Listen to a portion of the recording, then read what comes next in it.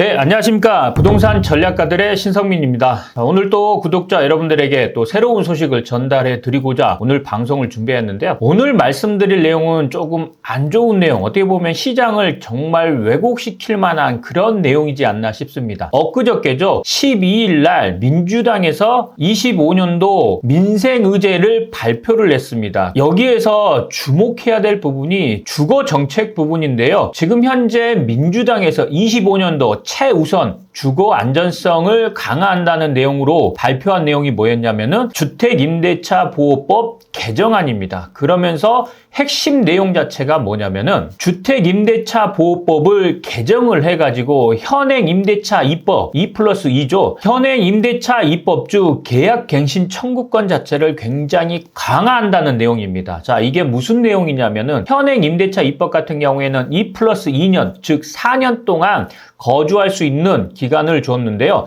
여기에서 플러스 해가지고 6년을 더합니다. 즉 2+2+2+2+2+2+, 최장 10년까지 계약갱신 청구권을 사용할 수 있게 만들겠다는 내용입니다. 그리고 여기에 더불어서 플러스 알파 연장까지 가능하게 했다고 하는 내용이 올해 민주당에서 진행할 20대 민생 과제 중 대표적인 주거 정책입니다. 어떻게 보면은 이재명 대표의 대선 공약하고도 비슷하다고 볼 수 있습니다. 과거에 2022년도 7월 달에 임대차 입법, 그때는 임대차 입법이었죠. 임대차 입법이 실행이 됐을 때만 하더라도 2+2, 그러니까 계약갱신 청구권을 사용할 수 있게 만들므로써 전세 가격이 굉장히 큰 폭으로 상승했었죠. 2022년도에 한 6개월 동안 전세 가격이 거의 한 7%, 8% 이상 올랐고 21년도에도 전세 가격이 12% 이상 올랐습니다. 즉 1년 반 기간 동안 20% 이상 전세 가격이 올랐습니다. 그때 당시에 2+2였는데 올해는 2+2가 아니라 10년 동안 계약갱신 청구권을 사용할 수 있고 여기에 플러스 알파 연장까지 가능하도록 임대차 입법을 강화한다는 내용입니다. 만약에 이렇게 된다면은 이 법안을 발의를 해서 통과가 된다고 한다면은 주택시장 자체는 정말로 완전히 혼돈에 빠질 겁니다. 과거에 2022년도에도 그랬는데 이 법이 올해 발의가 되고 통과가 된다면은 전세시장 자체는 종말을 맞이할 거고 월세시장은 본격적인 월세 시대로 도래한다고 보시면 될 것 같습니다. 가뜩이나 지금 현재 전세 매물이라든가 전세 공급 자체가 없는 상황에서 민주당에서 민생의제로 발표한 주거정책 자체가 올해 시행이 된다고 한다면은 정말로 전세시장은 끝난다고 보시면 되고요.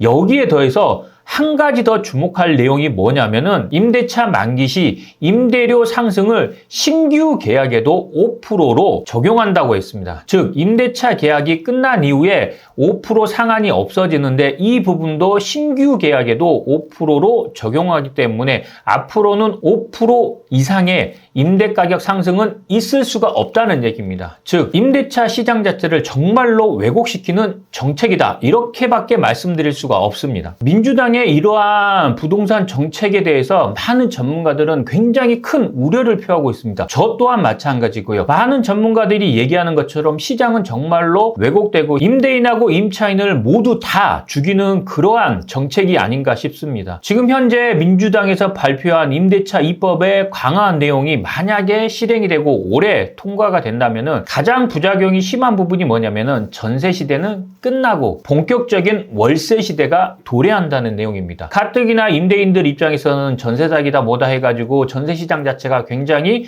왜곡돼 있고 전세 가격 자체가 굉장히 불안한 상황에서 누가 전세를 주겠습니까? 그만큼 전세 매물 자체는 완전히 사라지고 전세제도 자체가 종말을 맞이한다고 보시면 되고, 반면에 전세 매물이 남아있다고 하더라도 임대인 입장에서는 10년 동안 계약갱신 청구권을 사용할 수 있기 때문에 10년치 전세 가격 상승분을 한꺼번에 적용을 시키겠죠. 그러면은 그만큼 전세 가격 자체는 굉장히 크게 상승하고, 만약에 전세 가격이 상승하게 된다면 매매 가격은 어떻게 될까요? 매매 가격도 당연히 올라갈 수밖에 없습니다. 그만큼 10년치 전세 가격이 상승했다고 한다면은 어떻게 보면은 10년치 매매 가격도 상승할 수밖에 없다고 보셔야 됩니다. 그만큼 부동산 시장 자체는 굉장히 큰 폭의 상승이 나타날 거고 시장 자체도 굉장히 왜곡될 거고, 두 번째 문제 한 번만 볼까요? 만약에 이 법안이 발의되고 통과가 됐을 경우에 전세 매물이 사라진다고 한다면은 지금 현재 많은 사람들이 찾고 있는 지역들이 있죠.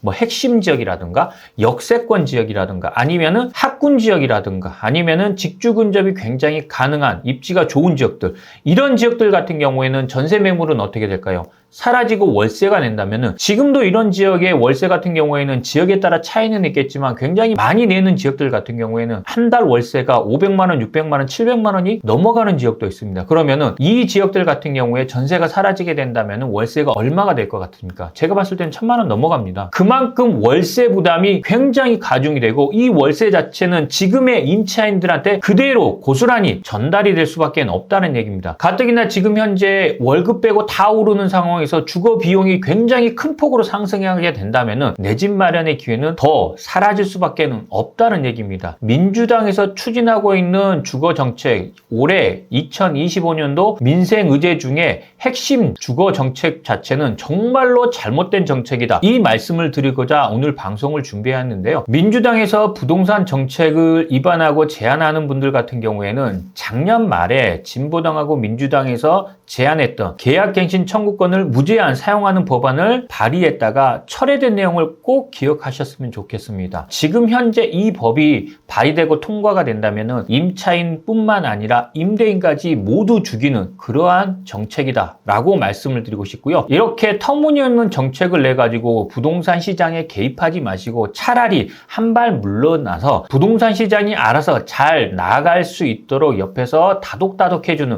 그러한 정책을 펼 수 있으면 좋겠다는 취지에서 오늘 방송을 준비했고요. 자, 오늘 방송 내용도 좋으셨다면 좋아요, 구독하기 눌러주시고요. 다음 이 시간에도 더 좋은 내용으로 다시 찾아뵙도록 하겠습니다. 감사합니다.